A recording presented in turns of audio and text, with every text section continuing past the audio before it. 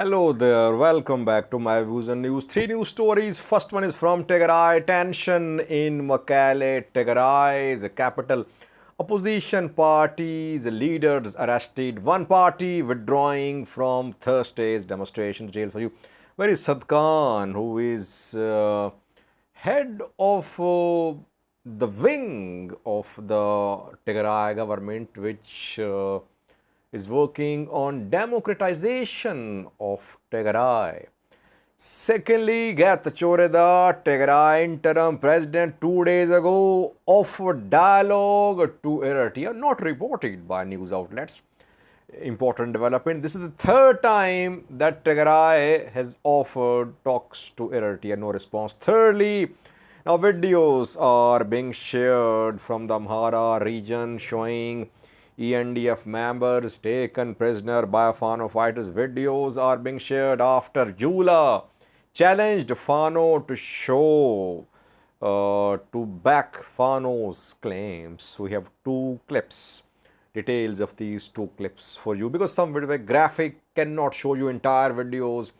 Battlefield videos should not be shown. So I'll try to just give you a glimpse of what is being shared by these Fano fighters from the Amhara region. Firstly, viewers, Mekelle Tigray capital, where on Thursday opposition parties are scheduled to hold a protest, but Tigray interim government is not allowing opposition parties to protest. 5 parties announced to hold a protest in Mekelle on Thursday. Salsevujene, Betona, Tigray Independence Party, Simba Democratic Party, Tigray Arena Party. These 5 parties announced to hold joint protest in Mekelle, and then we saw that Mekelle government refused to provide security, it refused to give permission.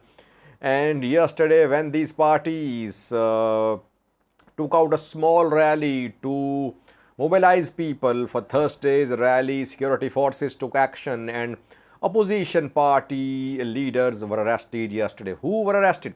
I think around 7 were arrested yesterday. Top 3 leaders have been arrested from the 3 opposition parties. From Betona party, Kibrom Zabib has been arrested, top leader of Betona party. From Salsevujene, Hayalo Godofe arrested.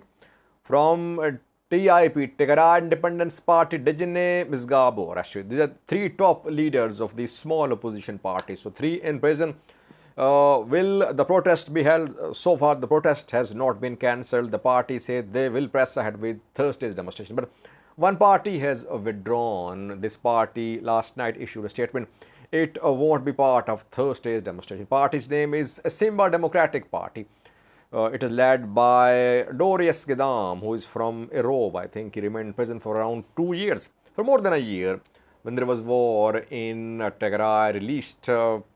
And he's leading this party, Simba. Simba announced last night that it won't be participating in Thursday's demonstration. So you see that one party is giving in under pressure, or from day one it was not sincere, whatever the case is, but Simba has withdrawn. Other 4 parties, so far, they say they'll hold protest. Their top leaders in prison. That is what is happening in Tigray. Where is Sadkan?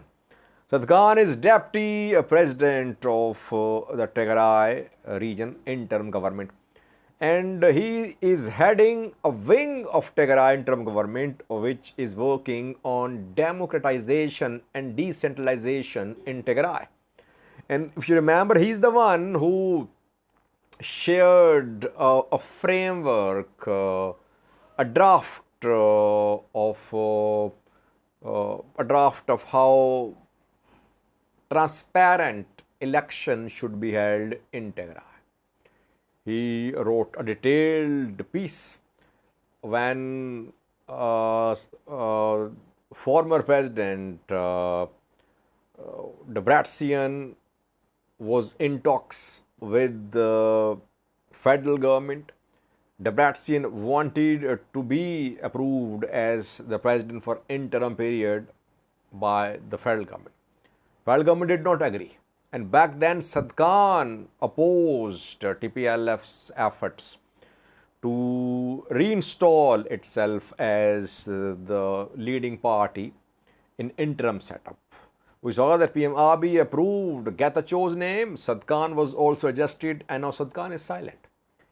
He is head of that wing of Tigray interim government, responsible for ensuring that Tigray is on path, on course towards democracy. No democracy when opposition is under crackdown, opposition party leaders being arrested, opposition parties not being allowed to protest freely in Tigray. Sadkan silent, Getacheau silent, Tigray police taking action, opposition under pressure.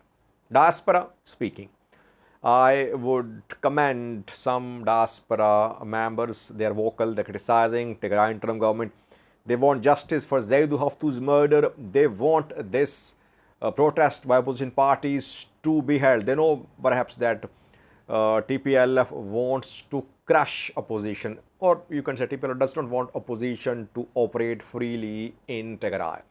That is why Thursday's rally is not being allowed. By the way, had there been no crackdown on opposition, there wouldn't have been a big opposition rally in Mekelle. These are small parties. Still, they don't have any significant political standing in Tigray. But the way Getacheau's government is trying to coerce these opposition parties to postpone, to cancel protest, I think it will lead to increase in sympathy for these opposition parties. Let's see what happens tomorrow. So far, the four parties, Betona, Salsevijene, TIP and Arena Party, they are adamant they'll hold protests tomorrow, but their top leaders in prison in Mekelle. Second viewers, Getacheau offered dialogue to Eritrea 2 days ago, not reported by media. This is the third time that Tigray leadership has offered talks to Eritrea. It was the first time it was from Debretsion Gebremichael. When in an interview with BBC, he offered talks to Eritrea. Back then he proposed. It happened a few months ago after Pretoria deal. Debretsion offered a dialogue. He said that Eritrea should withdraw from the territories under its control to November 2020 position, and then talks should be held. Then Getacheau, when he was in the US a few months ago, there he offered dialogue to Eritrea. For the third time that Tigray leadership is offering talks. Getacheau, Tigray interim president, addressed a program at Axom Hotel in Mekelle 2 days ago. It was a fundraising program for the community of Irob. Parts of Irob under Eritrean control. Tigray claims that these are parts of Tigray. Getacheau spoke at the program in the hotel Axom, and there he offered dialogue. He said that we are ready to resolve the dispute with those people who killed our people through dialogue. Through talks, we want to resolve the dispute peacefully. Though they have killed our people, though they are in occupation of our territories. So without naming Eritrea, he offered dialogue to Eritrea. That Tigray is ready to talk to Eritrea, at least to the extent of Europe. That Tigray is ready to talk. Basically, Tigray wants talks to settle the dispute over border. Eritrea has unilaterally enforced the decision of Boundary Commission formed 2 decades ago after Algiers agreement. Eritrean position is that its military is deployed in Eritrean territories. Its military is not in Tigray. It means Eritrea does not want to talk. It said there is nothing to talk on because the territories where the militaries are part of Eritrea. Tigray's position is different. Tigray wants dialogue, but Eritrea is silent. By the way, Tigray is weak now. Obviously, it cannot retake its territories militarily. But if there is no permanent solution, sooner or later, you could see resumption of armed hostilities. This issue should be resolved. It can be resolved through dialogue. Eritrea will have to sit with TPLF, with Tigray government. That is the way forward. Otherwise, Today, Tigray is weak. It won't launch a military offensive, but tomorrow, you don't know what's going to happen. That is why, for lasting peace, the two sides should sit and talk. That is the way forward. But so far, no positive response from Eritrean government. Thirdly, viewers, videos are being shared now by Fano fighters showing ENDF members taken prisoner in the Amhara region. The videos are now coming in frequently because of the claim by Jula that all Fano's claims are false. No tanks captured, no helicopters captured, no generals killed. Fano, their supporters are telling lies. That is why we are seeing now videos being shared. Two videos shared since yesterday. One shows an Amhara soldier taken prisoner by Fano fighters. Fano fighters ask him, why are you fighting? You are Amhara. And he says that he was coerced into a fight.